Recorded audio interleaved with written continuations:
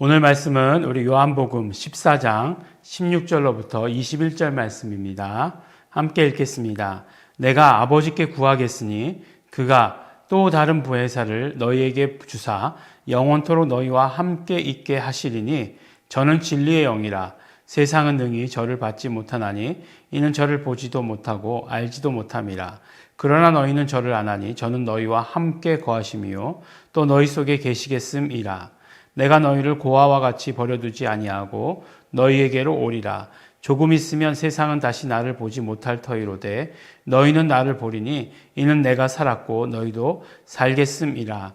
그날에는 내가 아버지 안에 너희가 내 안에 내가 너희 안에 있는 것을 너희가 알리라.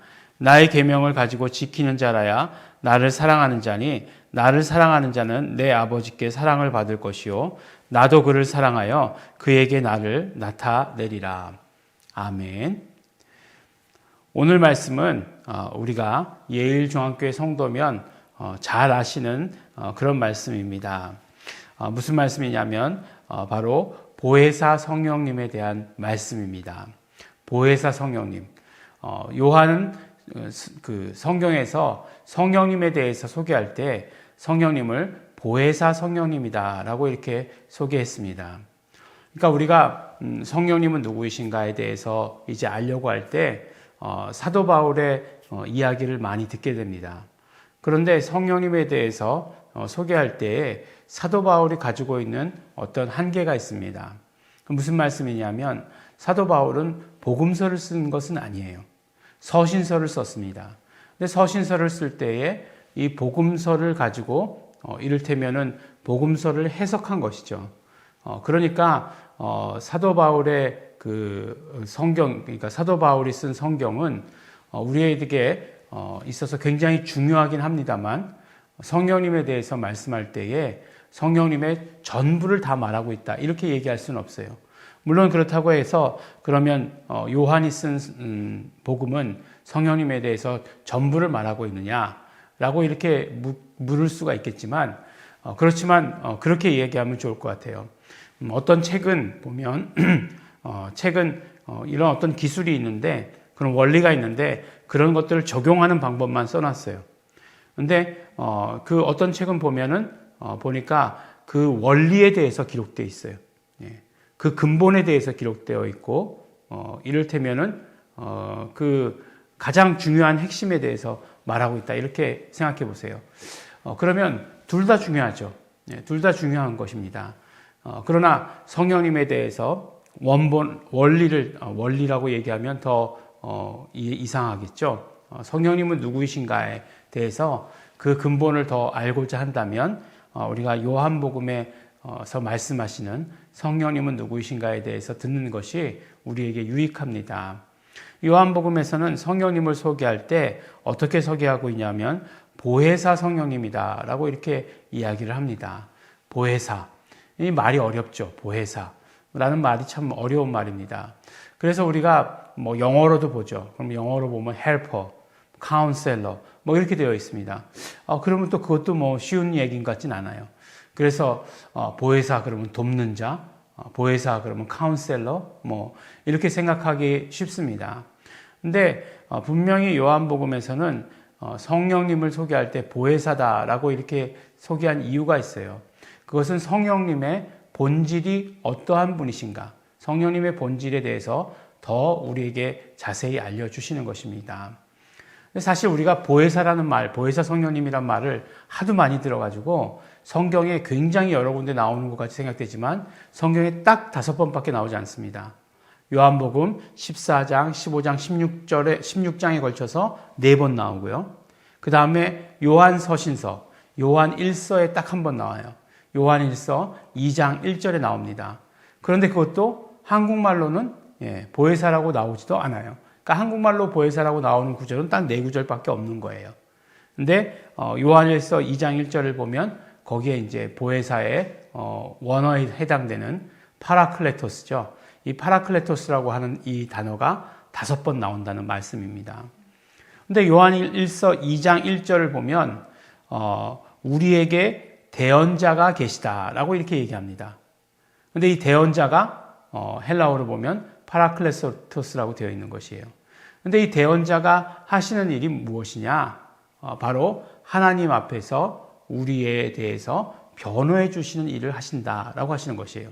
이게 굉장히 중요한 힌트입니다. 굉장히 중요한 힌트예요. 대언자가 바로 파라클레토스고, 파라클레토스가 하시는 일은 무엇이냐? 보니까 하나님 앞에서 우리를 변호하시는 일을 하신다는 거예요. 근데 그럼 그 대언자가 누구시냐?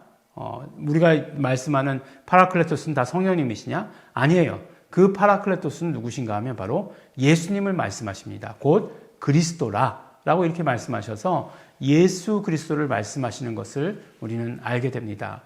그러면은 예수님도 파라클레토스, 성령님도 파라클레토스냐라고 이렇게 생각하기 쉬운데, 우리가 성경을 자세히 읽어보면 그는 누구죠? 내가 아버지께 구하겠으니, 여기서 나는, 이거 많이 들으셨죠? 이거 저기에 나오는 거잖아요. 우리 램 때 항상 나오는 성경 구절이죠. 나는 분명히 예수님이시고 아버지, 성부 아버지를 말씀하신 성부 하나님을 말씀하시는 거죠. 그리고 또 다른 보혜사라고 이렇게 되어 있어요.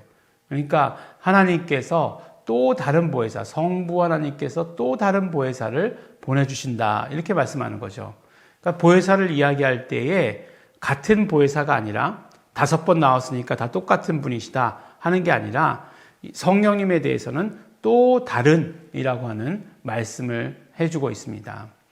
그러면 이것으로부터 우리가 생각할 수 있는 것, 예수님께서 왜 성령님을 보혜사 성령님이라고 얘기하셨을까라고 하는 거예요. 왜 보혜사 성령님?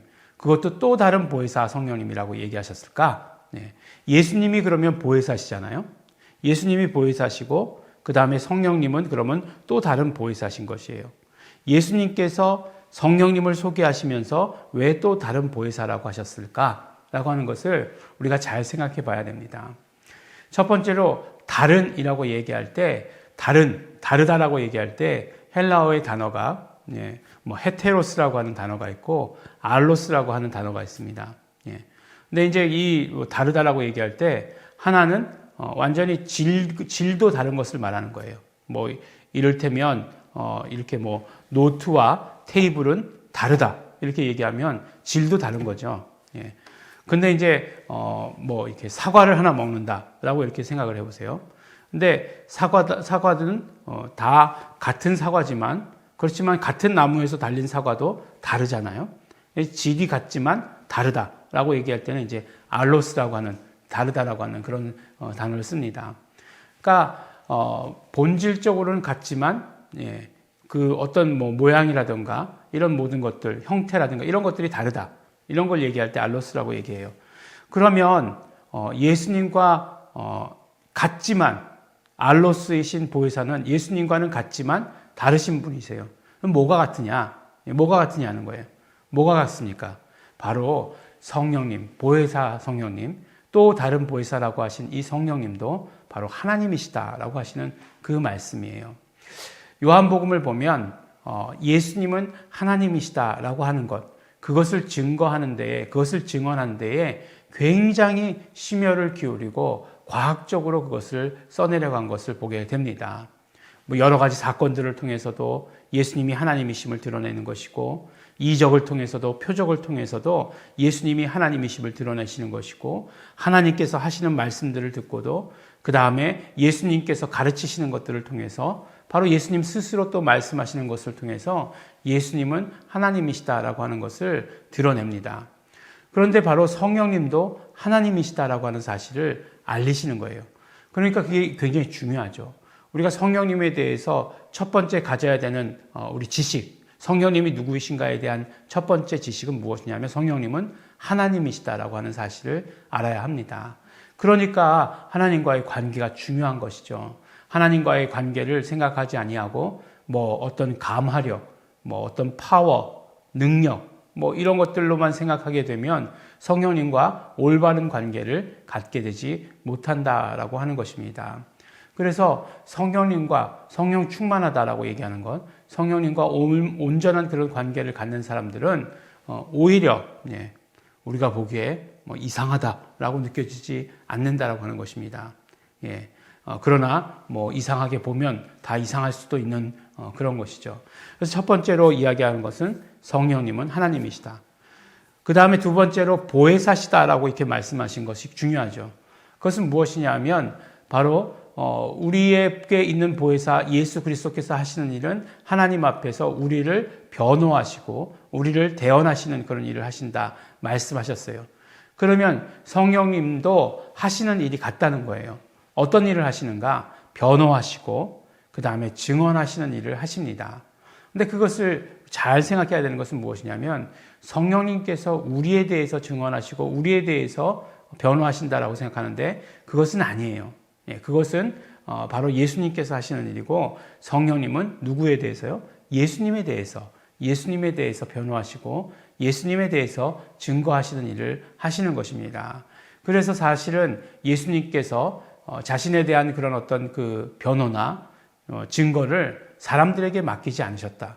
사람들에게 의탁하지 않으셨다라고 하는 표현들이 성경에 자주 나옵니다. 왜 그러셨을까? 바로 성령님께 의탁하셨다라고 하는 것을 우리에게 말씀해 주시는 것입니다. 그러니까 바로 보혜사는 바로 하나님이시고 예수 그리스도를 변호하시는 일을 하신다라고 이렇게 말씀을 해주세요. 그 다음에 성령님을 이야기할 때 저는 진리의 영이다라고 이렇게 얘기하십니다. 이 진리의 영이라고 하는 것은 무슨 말이냐? 바로 진리라고 하는 것은 법이잖아요. 법입니다. 그러니까 우리가 성령님으로 인해서 진리의 법 가운데 온전히 적용되게 된다라고 하시는 말씀을 우리에게 해주시는 것이에요.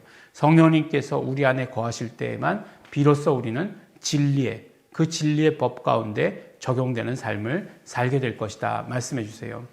은혜와 진리는 예수 그리스도로 말미암았다라고 말씀해 주세요. 예수 그리스도 이 땅에 오실 때 가져오신 법이 진리의 법입니다. 그런데 우리가 그 법 안에 온전히 거할 수 있는 것은 오직 성령님으로 말미암아라고 하는 것을 우리에게 말씀해 주시는 것입니다. 그러니까 너무나 중요하죠. 바로 성령님께서 하나님이시다라고 하는 사실, 성령님은 예수 그리스도를 변호하신다는 사실, 성령님으로 말미암아 우리는 진리의 법 가운데 살게 된다라고 하는 이 사실이 너무나 중요합니다. 그래서 진리의 법이라고 하는 것은 아무나 받지 못해요. 오직 예수 그리스도를 영접한 자만이, 그래서 성령님을 영접한 자만이 진리의 법을 받게 되는 것입니다. 우리의 삶을 살아갈 때에, 우리가 이 땅의 삶을 살아갈 때에 이 땅의 법도 있지만 그러나 우리는 이 땅의 삶에서도 역시 마찬가지로 진리의 법에 적용되어서 사는 것입니다. 사람들은 이해하지 못하는 자연법을 뛰어넘는, 율법을 뛰어넘는 완성된 법인 그 진리의 법, 예수 그리스도의 법, 진리의 법 가운데 사는 것입니다. 이것이 바로 성령님으로 말미암아 이루어지는 일이라고 하는 것을 오늘 우리에게 말씀해 주십니다. 성령 충만은 그렇기 때문에, 성령님을 영접하는 것은 그렇기 때문에 우리에게 어떤 선택이나 어떤 특별한 사람만 하는 것 아니라고 하는 것을 우리에게 말씀해 주십니다. 예수 그리스도를 영접한 사람이면 모두가 다 성령님을 영접해야 되는 것이고 그때 성령님은 우리 안에 와 계시는 것입니다. 그러므로 우리는 성령님을 영접해야 되고 성령님을 소원해야 되고 성령님께서 우리 삶 가운데 충만하시기를 바라면서 성령 충만을 소원하면서 살아야 합니다. 오늘 우리 예일중앙교회 성도 여러분, 성령 충만을 소원하시기 바랍니다. 성령 충만한 삶을 사시기 바랍니다. 그러므로 말미암아 예수 그리스도를 증거하시고 성령 하나님과의 온전한 교제를 이루시는 성도 여러분들이 되시기를 예수 이름으로 축원합니다. 기도하겠습니다. 하나님 아버지 감사합니다. 오늘도 우리가 정말 성령님이 누구이신가, 성령 하나님이 누구이신지 알게 하여 주신 것 너무나 감사하고 고맙습니다. 성령 하나님으로 인하여서 충만한 삶을 살게 하여 주시옵소서. 오직 우리가 예수 그리스도를 증거하시는 그 일 가운데 도구로서, 성령님의 도구로서 쓰임받게 하여 주시옵시고 성령님께서 우리 안에 거하심으로 말미암아 우리는 진리의 법 가운데 살게 하여 주시옵소서. 오직 아버지 하나님, 우리가 진리의 법, 아버지 하나님 정말 세상의 법이 우리를 무엇이라 할지라도 우리는 진리의 법에 적용되는 삶을 살 수 있도록 축복하여 주시옵소서. 감사드립니다. 예수님 이름으로 기도드렸습니다. 아멘. 우리 이 시간 기도할 때 성령님을 영접합니다. 성령님을 환영합니다. 성령 충만을 소원합니다. 성령님이시여 오직 성령님의 도구로 쓰임받기를 소원합니다. 우리는 진리의 법 안에 살겠습니다. 우리 소원하시면서 결단하시면서 동성으로 기도하시겠습니다.